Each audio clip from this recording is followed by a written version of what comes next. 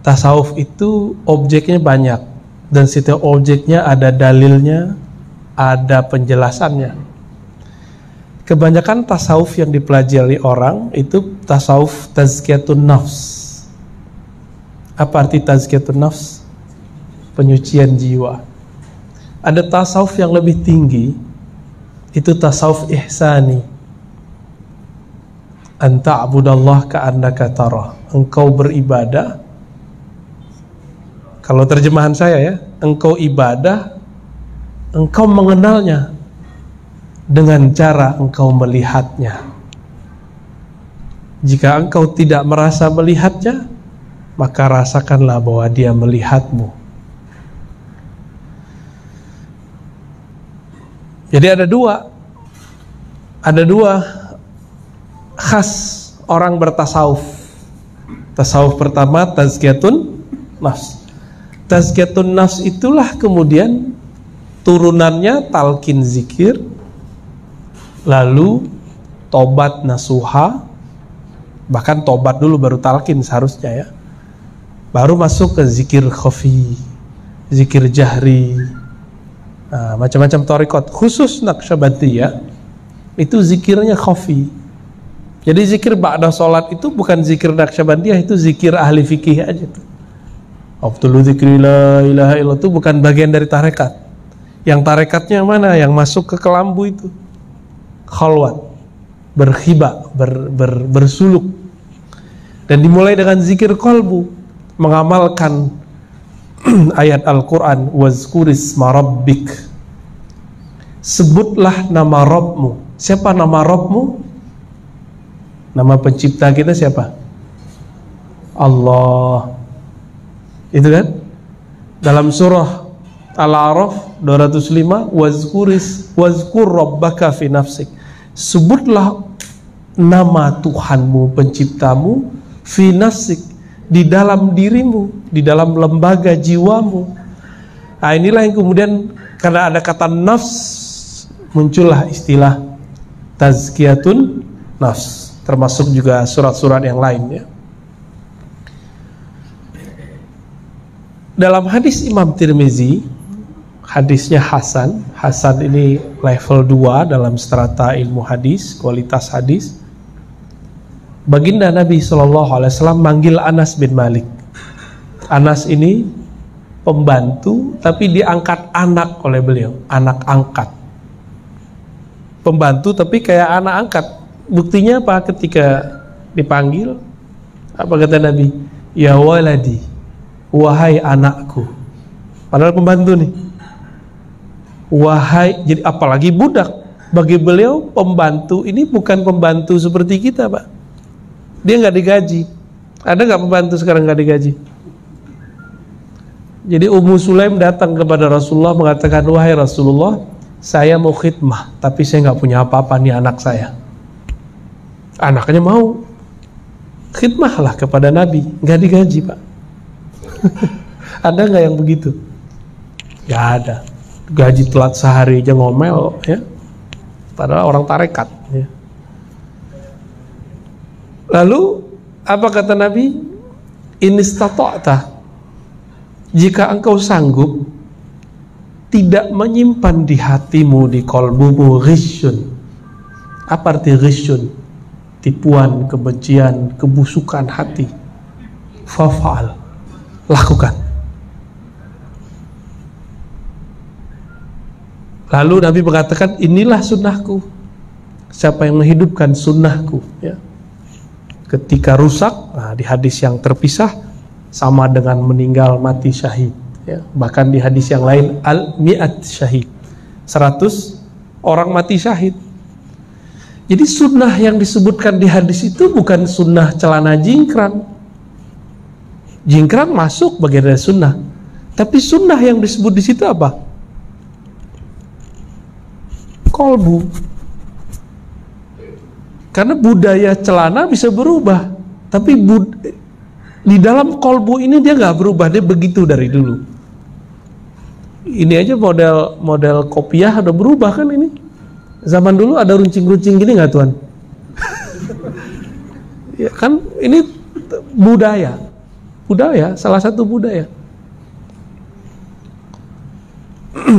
Saya kenapa pakai kopiah? Karena guru saya masih pakai kopiah putih hitam, Pak. Jadi kalau saya pakai serban takut keduluan beliau. Seandainya saya berguru di sini mungkin saya udah pakai serban juga kali, karena sanad sorbannya udah dikasih, ya. Tapi karena beliau masih pakai kopiah. Kalau di Jakarta itu ada lagi guru kita, itu pakai kopiah, jarang pakai serban, sesekali pakai serban. Beliau kadang-kadang nyamar, ya. Ya akhirnya kita nggak berani. Kalau di sini kan sudah kebentuk, ya, karena sudah dizahirkan, maka asik lah, nggak ada rasa malu, nggak risih kan, nggak risih kesini pakai serban, ya. Jadi apa sunnah yang dimaksud di hadis ini? Sunnah qalbiyah, sunnah batin. Ini hadisnya jelas bahwa ajaran tasawuf memang ajaran Rasulullah Shallallahu Alaihi Wasallam. Teknik kalau ketemu Nabi, dipegang Nabi langsung bersih kolbu. Jadi mandang Rasulullah langsung kolbu kita selesai. Tapi Rasulullah bisa kita pandang nggak sekarang? Secara fisik sudah wafat, benar. Maka memandang beliau lewat siapa? Kata Nabi, tuba liman ra'ani wa amana bi. Beruntung yang melihat aku dan percaya kepadaku. Ini hadisnya setelah kita gabung kualitasnya jadi sahih li ghairihi, ya. Ada banyak riwayat Ahmad, riwayat Imam Ibnu Hibban dan imam yang lain. Apa kata Nabi? Beruntung, berkah orang yang melihat aku, percaya kepadaku. Tidak melihatku, beruntung yang melihat orang yang berguru kepadaku, yang pernah melihatku. Nggak melihat murid Nabi, murid dari muridnya Nabi. Dan itu sebutkan dari Ahmad sab'an. Nabi menyebutkan sampai 3 generasi, 4 generasi, sampai 7 generasi. Jika beliau mau sepanjang-panjangnya. Maka ahli hadis ada namanya musalsal birru'yah. Musalsal artinya menirukan cara melihat, cara meriwayatkan hadis. Jika gurunya mengatakan saya melihat guruku, maka dia juga mengatakan saya melihat guruku, sampai ujungnya melihat baginda Nabi Sallallahu Alaihi Wasallam. Ini namanya musalsal. Dalam thariqah namanya rabithah. Ada kan di sini rabithah, Tuan? Wajib itu. Nih saya kasih tahu kunci belajar zikir biar gampang. Jadi thariqah itu tekniknya 2 aja. Satu riyadhah, yang kedua rabithah. Dari mana dalilnya nih? Tadi riyadhah. Riyadhah di situ ada latihan, zikir, suluk, khalwat, mujahadah, baca Quran, zikir 5.000, 11.000, 70.000, tahan napas, la ilaha illallah. Itu semuanya zikir riyadhah. Ini sudah pasti. Ya, kalau orang bersuluk sudah paham maksud saya. Ya. Ada jalur kedua, jalur pintas, jalur jalan tol. Udah ada tol kan di sini? Udah ada ya? Dulu nggak mau kan? Sekarang mau pakai. Bersyukur lah ya. Seseorang datang ke Nabi. Di riwayat disebutkan Abu Darda, Abu Zar atau sahabat yang lain, atau Badui. Jadi ternyata bukan satu orang yang nanya. Apa pertanyaannya, wahai Rasulullah? Nanti kalau masuk surga, engkau di mana, aku di mana? Apa jawaban Nabi? Anta ma'aman ahbabta. Kamu akan bersama orang yang kamu cintai. Coba buka semua literatur tentang rabithah. Apa intinya? Bukan nyembah guru seperti yang diterjemahkan oleh musuh-musuh tasawuf. Apa terjemahan rabithah? Mencintai guru. Karena kita nggak ketemu Nabi, maka kita mencintai pewaris Nabi. Guru adalah pewaris Nabi. Buktinya apa? Dia punya sanad, punya silsilah. Maka kita cintai beliau karena cinta kepada Nabi Sallallahu Alaihi Wasallam.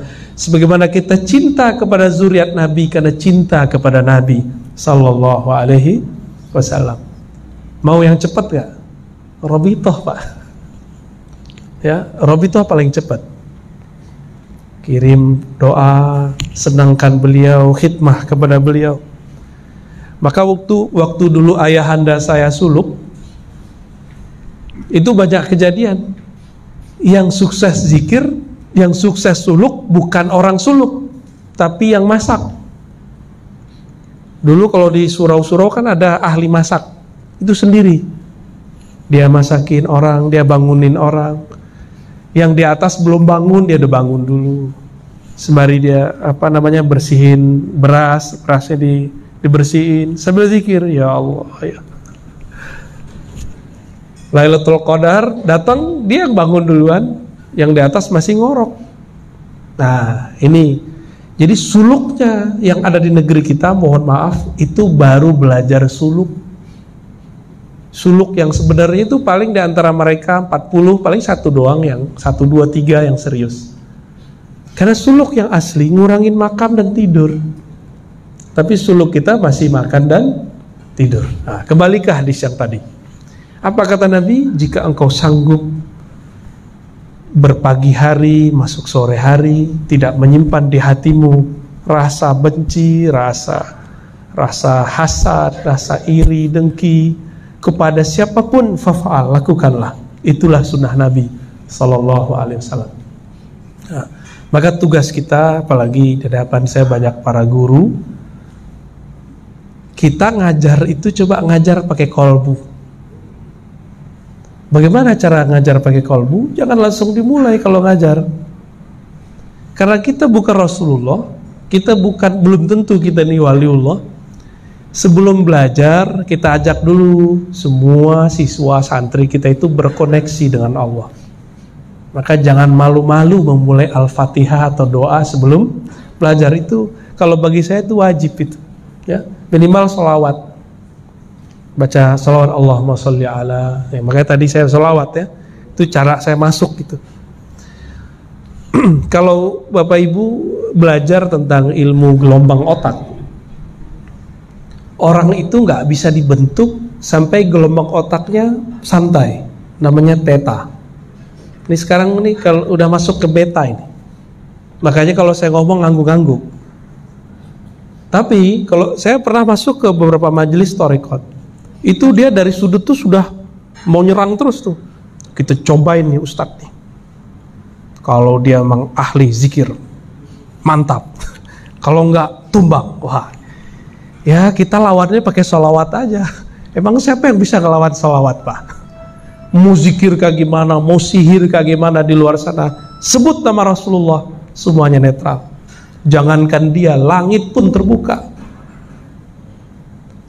Gak usah khawatir. Jadi kita tuh gak usah belajar ilmu aneh-aneh untuk jaga diri, banyakin sholawat. Nah, ibu-ibu, bapak-bapak, guru-guru mau mengajar tuh minimal ajak bismillah, doa, kalau bisa Fatihah. Kita tahunya bahwa surah Al-Ikhlas yang paling tinggi, benar? Enggak, yang paling tinggi Al-Fatihah. Al-Fatihah apa yang paling tinggi? Al-Ikhlas itu sepertiga Al-Quran nilainya.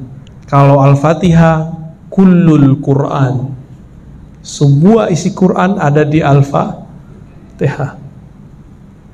Mulai dari basmalah, bismillah itu intinya Al-Quran semua. Ya. Kalau kita belajar ilmu huruf namanya, itu dahsyat, itu ada di bismillah semua. Makanya semua ayat, semua surat ya, semua surat dimulai dengan basmalah atau ditutup dengan basmalah. Kecuali satu surat disembunyikan basmalahnya. Surat apa tuh? Di mana bismillahnya, Pak? Ada nggak bismillahnya? Nggak mungkin ada surat nggak ada basmalah. Ibnu Abbas protes kepada Utsman bin Affan ya. Apa kata Ibnu Abbas? Saya mau konfirmasi wahai Tuan Khalifah. Ini bukan Khalifah Thariqat, Pak. Ini Khalifah Amirul Mukminin. Mau apa engkau wahai Ibnu Abbas? Apa jawaban beliau?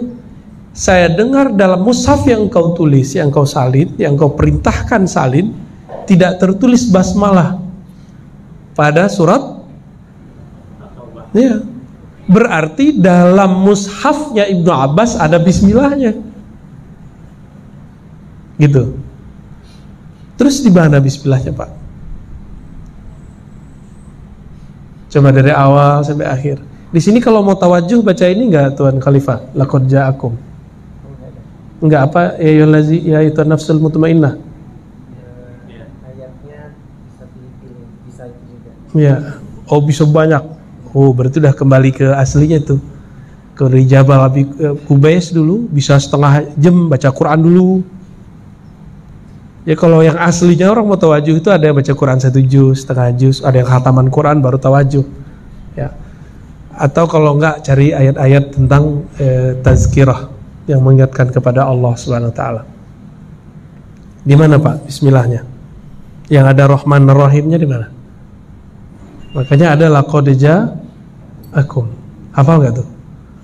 Laqad ja'akum rasulun min anfusikum azizun alaihi ma anittum harisun alaikum bil mu'minina raufur rahim. Yang dapat nama Rauf Rahim di Quran selain Allah itu cuma Nabi Muhammad. Supaya beda dikit digantilah Rahman dengan Rauf. Wabil ada baknya loh. Bismillahirrahmanirrahim. Bil mu'minina raufur rahim. Ya. Dan bi di situ bi bisa arti kepada, bisa dengan orang beriman terhadap orang yang percaya. Dia Muhammad Rauf Rahim. Rauf artinya sama, Maha Penyayang. Rahim juga Maha Penyayang, tapi khusus untuk orang beriman, untuk orang-orang bermakrifat. Berarti ada Rahman Rahim di situ? Ya, ada ya. Kebanyakan kita kan berkata gini, taubah itu tidak ada bismillah kan ayat perang. Loh, Al-Anfal juga ayat perang. Ada bismillahnya. Ternyata ditaruh di bagian belakang. Ya. Berarti Rasulullah itu inti dari basmalah, Pak. Ini bukan kajian berat, ini kajian biasa aja ini. Ya. Jadi Bismillahirrahmanirrahim itu menyebut nama Allah plus nama Nabi Muhammad Sallallahu Alaihi Wasallam. Karena Rahim itu bagian dari nama Nabi Sallallahu Alaihi Wasallam. Maka kita kalau baca Bismillahirrahmanirrahim sebenarnya kalau ngerti maknanya itu sudah sama dapat nilai Quran. Cuma kan tidak semua orang memahami makna itu. Ya. Supaya masuklah makna bismillah, maka guru mengijazahkan zikir Allah di kolbu, supaya sentuhan di kolbunya lebih awal daripada di lisannya. Nah, kolbu kita ini kan sudah bertahun-tahun hidup, di dalamnya ada noda. Jadi kita ngomong nih, ngomong sedikit sombong saja, itu langsung ada noda hitam. Merasa lebih dikit, langsung ada noda hitam. Iri, langsung ada noda hitam. Ngomongin zawiyah, surau, tarekat lain, apalagi aliran lain, dengan penuh kebencian langsung ada noda hitam. Sudah berapa noda hitam di sini? Itu sebabnya di Quran awalan wa akhiran, semuanya dari awal sampai akhir isinya menyebut nama Allah. Apa goalnya? Membersihkan noda hitam yang ada di kolbu, biar bersih tuh. Tapi dia kalau udah bersih, kita lakukan kembali, dia muncul lagi, kambuh. Noda hitam itu kambuh. Nah, ini yang bahaya. Jika suatu saat dia kambuh, maka diperlukan sebuah komunitas, guru, kawan yang bisa kemudian menarik kita kalau kita lagi kambuh. Ya. Di situ perlu ada ikhwan, ada sahabat, ya. Ada guru yang mentarbiyah kita. Maka Bapak, Saudara, sahabat dimakan Allah, jika ditanya apa dalil paling sederhana bertasawuf, itulah dalil paling sederhana bertasawuf, bertarekat. Jadi kalau orang bilang, wah saya nggak perlu tarekat, ya sudah Pak, nggak apa-apa. Tapi hati saya masih kotor, saya masih perlu belajar zikir. Udah gitu aja jawabnya. Ya, wah zaman sekarang belajar lewat YouTube aja. Iya, itu nama torikot baru Pak, torikot al-YouTubiyah. Tapi nggak ada al-Kholidiyahnya. Ya, sanadnya kembah YouTube. Tapi ngaji lewat online itu noda hitamnya tambah banyak kalau nggak punya guru. Noda apa yang muncul? Noda keraguan. Muncul Ar-Razi, habis itu muncul orang yang menghujat Ar-Razi. Begitu aja tuh. Lah yang benar yang mana? Pasti gitu. Ya. Muncul tarekat, muncul orang anti tarekat. Nanti yang ditampilkan zikir-zikir tarekat yang aneh-aneh, yang jingkrok-jingkrok. Wow, begini agama Syiah. Lah, sejak kapan tarekat sama dengan Syiah? Emang di Syiah ada tarekat Sufi. Tasawuf itu bagian dari ajaran Ahlus Sunnah, bukan ajaran dari Syiah. Ya. Jadi nanti akan ada ke depan, karena di Timur Tengah sudah proyeknya sudah selesai, menghantam Sunni Syiah. Suriah udah hancur, Irak sudah hancur, benar. Isu yang dipakai apa? Sunni Syiah. Syiah yang mereka maksud itu Sufi. Padahal Sufi akidahnya Ahlus Sunnah.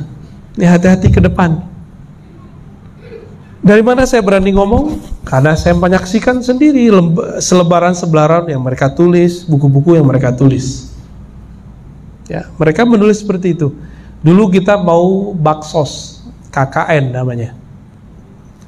Terus kawan saya ngambil selebaran dari satu organisasi yang mereka nih, gratis. Pas dibuka itu ada modul-modul agama Syiah, selebaran agama Syiah, isinya tarekat Naqsyabandi, pembohongan umat itu. Ya, udah banyak kejadian begitu. Bisa-bisa nanti pesantren kita diserang nih Tuan Khalifah nih. Sekarang masih belum, ya. Mungkin 5 tahun, 7 tahun ke depan masih aman. Tapi setelah itu wallahu a'lam. Saya nggak bisa memprediksi.